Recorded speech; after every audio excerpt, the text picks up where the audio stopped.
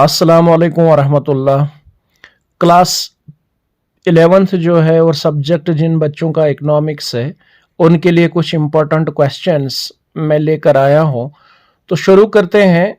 पहला क्वेश्चन ये होगा कि importance of statistics in economics, यानी स्टैटिस्टिक्स का इम्पोर्टेंस क्या है सब्जेक्ट ऑफ इकोनॉमिक्स के अंदर। और फिर दूसरा क्वेश्चन ये है कि methods of collecting primary data, ऐसे कौन से मेथड्स हैं जिनकी वजह से कलेक्शन ऑफ प्राइमरी डेटा किया जाता है। यहाँ पर एक और क्वेश्चन मैं आपसे कहना चाहूँगा कि जब हम प्राइमरी डेटा को कलेक्ट करते हैं उसके लिए जो टेक्निक्स इस्तेमाल होते हैं उसमें गालिबन दो ज़्यादा इम्पॉर्टेंट चीज़ें हैं। एक जिसको हम बोलते हैं शेड्यूल और दूसरा जिसको हम बोलते हैं क्वेश्चनियर। तो आप ये दो चीज़ें भी अच्छे से लर्न करें कि शेड्यूल और क्वेश्चनियर का क्या मतलब होता है और इन दोनों की क्या कैरेक्टरिस्टिक्स हैं। फिर question number 3 sources of secondary data.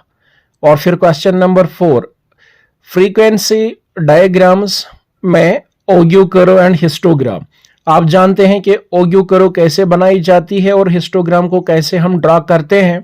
तो अगर कोई क्वेश्चन वहां पर आएगा तो उस क्वेश्चन में आपको कुछ डेटा वगैरह दिया हुआ होगा और फिर आपसे कहा जाएगा कि आप इस डेटा से ओग्यू करो बनाइए या आप हिस्टोग्राम इसको बनाकर दिखाइए। फिर क्वेश्चन नंबर 5 जो है mean in continuous series, median in continuous series, यानी ये मैं न्यूमेरिकल क्वेश्चंस की बात कर रहा हूं यहां पर जिन पे मैंने टिक करके रखा है रेड कलर से। तो इसका मतलब ये हुआ कि ये वाले क्वेश्चंस जो हैं ये न्यूमेरिकल फॉर्मेट में पूछे जाएंगे।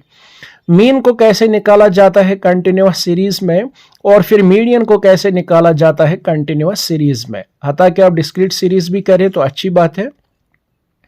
फिर क्वेश्चन नंबर 6 स्टैंडर्ड डिविएशन कैसे कैलकुलेट किया जाता है और क्वार्टाइल डिविएशन को कैसे कैलकुलेट किया जाता है discrete series and continuous series के अंदर।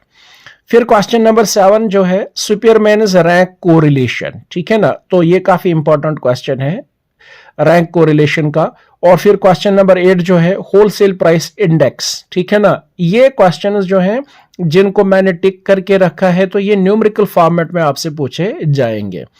यहां पर आप लोगों को एक बात जरूर कहना चाहूंगा कि न्यूमेरिकल क्वेश्चंस होते हैं, न्यूमेरिकल क्वेश्चंस का सबसे बड़ा फायदा यह होता है कि अगर आपने सही मेथड इस्तेमाल किया और क्वेश्चन को आपने बिल्कुल सही तरीके से सॉल्व किया तो कोई भी मार्क्स नहीं कटेगा वहां पर। तो बेहतर यह है कि आप उन चीजों पे ज्यादा कंसंट्रेट करिएगा। फिर दूसरी बात यह कि अगर आपको लगता है कि न्यूमेरिकल क्वेश्चंस जो हैं कई बच्चे जो हैं वो अनकंफर्टेबल फील करते हैं न्यूमेरिकल फॉर्मेट के साथ, तो उस न्यूमेरिकल फॉर्मेट के मतलब अगर वो उसको लीव करना चाहते हैं या ज्यादा कंफर्टेबल उसमें फील नहीं करते हैं तो फिर यहां पर कुछ क्वेश्चंस मैंने लिखे हैं जिनको आप बहैसियत थ्योरी वहां से लर्न कर सकते हैं। मसलन कैरेक्टरिस्टिक्स ऑफ मीन, ठीक है ना। तो यहां पर मैंने लिखा भी है theory part of numerical questions. तो कैरेक्टरिस्टिक्स ऑफ मीन, मीन क्या होता है, उसके क्या कैरेक्टरिस्टिक्स होते हैं। इसी तरीके से मीनिंग ऑफ डिस्पर्शन, इसका क्या मतलब हुआ। फिर टाइप्स ऑफ कोरिलेशन, कोरिलेशन में किस प्रकार के टाइप्स होते हैं। फिर इंपॉर्टेंस ऑफ इंडेक्स नंबर्स, इस पे भी आप मतलब लर्न कर सकते हैं। और फिर डिफाइन मोड, यानी ये जो नीचे वाले क्वेश्चंस मैंने लिखे हैं तो अगर आप अनकंफर्टेबल फील कर रहे हैं न्यूमेरिकल पोर्शन के साथ तो फिर न्यूमेरिकल पोर्शन का आप ये वाला क्वेश्चन जो है बहैसियत थ्योरी आप लर्न कर सकते हैं, क्योंकि जो क्वेश्चंस वहां पे होते हैं तो हर न्यूमेरिकल का और पार्ट जो है वो थ्योरी होता है। तो इसलिए आप इस तरीके से भी इसको लर्न कर सकते हैं। और ये यहां पर एक बात आप लोगों के साथ शेयर करना चाहूंगा कि जो आप लोगों का सिलेबस है असल में उसमें वो 2 हिस्सों में बटा हुआ है, ठीक है ना। तो ये पहला हिस्सा जो आप लोगों का सिलेबस है उसका मैंने यहाँ पर क्वेश्चन लिया है या उसके क्वेश्चंस मैंने आप लोगों के साथ शेयर किए हैं।